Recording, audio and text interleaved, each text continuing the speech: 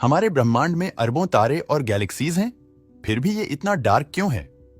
पृथ्वी पर जितने रेत के कण नहीं है, उससे भी 1 लाख गुना तारे होने पर भी हम अंधेरे को ही हर जगह क्यों देखते हैं? आखिर ब्लैक होल में जाने वाली चीजें असलियत में जाती कहां हैं?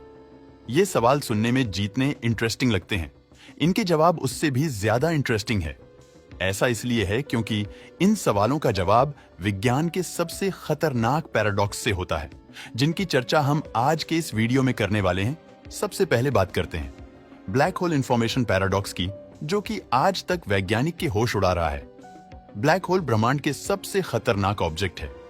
ये आकार में इतने विशाल होते हैं कि अरबों तारे भी मिलकर इनका मुकाबला नहीं कर सकते। इसके अंदर जो चला जाए वो कभी वापस नहीं आता। जो भी चीज ब्लैक होल के इवेंट होराइजन के अंदर जाता है, उसका वापस आना इम्पॉसिबल होता है। ऐसा इसलिए क्योंकि इवेंट होराइजन को पार करने के लिए आपको जो इसके वेलोसिटी यानी स्पीड चाहिए, वो लाइट की स्पीड से भी ज्यादा है। और आप जानते हैं कि लाइट की स्पीड से तेज इस ब्रह्मांड में कुछ भी नहीं। इसलिए जो भी चीज इवेंट होराइजन यानी ब्लैक होल की बाउंड्री के अंदर चली जाती है, वो इस ब्रह्मांड से हमेशा के लिए गायब हो जाती है। इसी वजह से ब्लैक होल्स ब्रह्मांड के सबसे रहस्यमयी सवाल को जन्म देते हैं, जिसका जवाब आज तक किसी भी वैज्ञानिक के पास नहीं है। क्वांटम फिजिक्स के मुताबिक इंफॉर्मेशन यानी डेटा को किसी भी तरह से डिस्ट्रॉयड नहीं किया जा सकता है। अगर इस ब्रह्मांड में कोई चीज मौजूद है तो उसके बेसिक डेटा को खत्म करना पॉसिबल नहीं है। लेकिन जैसा कि हम जानते हैं कि ब्लैक होल में जाने वाली कोई भी चीज दोबारा वापस नहीं आती। इसका मतलब ये है कि ब्लैक होल उस चीज के डेटा को भी खत्म कर देते हैं। पर ऐसा होना क्वांटम फिजिक्स के नियमों के खिलाफ है। पर ब्लैक होल ऐसा करते हैं। वहीं दूसरी तरफ कुछ वैज्ञानिक मानते हैं कि ब्लैक होल में जाने वाली सारी इंफॉर्मेशन एक दूसरे ब्रह्मांड के रूप में बाहर आती है। हमारे ब्रह्मांड की शुरुआत आज से करीब 14 मिलियन साल पहले एक सिंगुलैरिटी से हुई थी। ये एक ऐसा क्वांटम पॉइंट होता है जिसमें बहुत सारा मैटर इकट्ठा होता है। इंटरेस्टिंग बात यह है कि ऐसी ही एक सिंगुलरिटी ब्लैक होल के केंद्र में भी पाई जाती है। कुछ साइंटिस्ट के मुताबिक ब्लैक होल की यही सिंगुलरिटी आगे चलकर एक ब्रह्मांड का रूप ले लेती है, जिससे इंफॉर्मेशन पैराडॉक्स सॉल्व हो जाता है। ये दोनों ही हाइपोथेसिस काफी अच्छे हैं, लेकिन साइंस बिना प्रूफ के काम नहीं करता। यही कारण है कि इन्हें इंफॉर्मेशन पैराडॉक्स का सलूशन नहीं कहा जा सकता है। अब मैं आपको दूसरे दिमाग घुमा देने वाले पैराडॉक्स की तरफ लेकर जाऊंगा, जो आपको भी सोच में डाल देगा। दी ऑल्वर्स पैराडॉक्स हम बचपन से पढ़ते आ रहे हैं कि हमारा ब्रह्मांड बहुत ही विशाल है और इसमें मौजूद तारे अनगिनत हैं, जिन्हें गिना भी नहीं जा सकता। लेकिन इस फैक्ट के बावजूद जब हम रात के आसमान को देखते हैं तो वे हमें बिल्कुल डार्क दिखाई देता है। अगर हमारे ब्रह्मांड में अनंत तारे हैं तो उनके द्वारा रिलीज की गई लाइट पूरे आसमान को उजागर क्यों नहीं करती?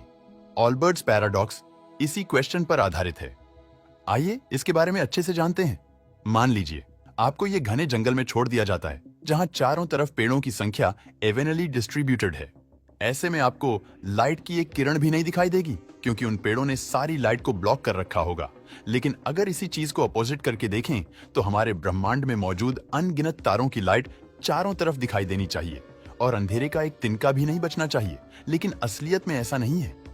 ये पैराडॉक्स वैसे तो बहुत लॉजिकल साउंड करता है, लेकिन इसमें कुछ महत्वपूर्ण कमियां हैं।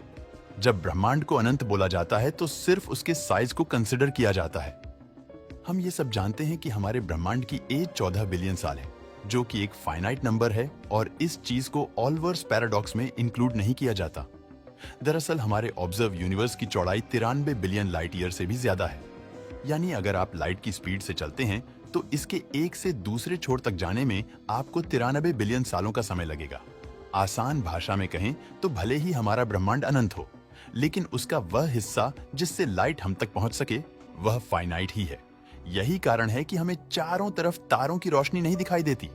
इसके अलावा प्रकाश की इंटेंसिटी डिस्टेंस के साथ कम होती जाती है, जिस वजह से वे विजुअल स्पेक्ट्रम से भी लो एनर्जी में चली जाती है और उसे बिना किसी इंस्ट्रूमेंट के देखना इम्पॉसिबल हो जाता है।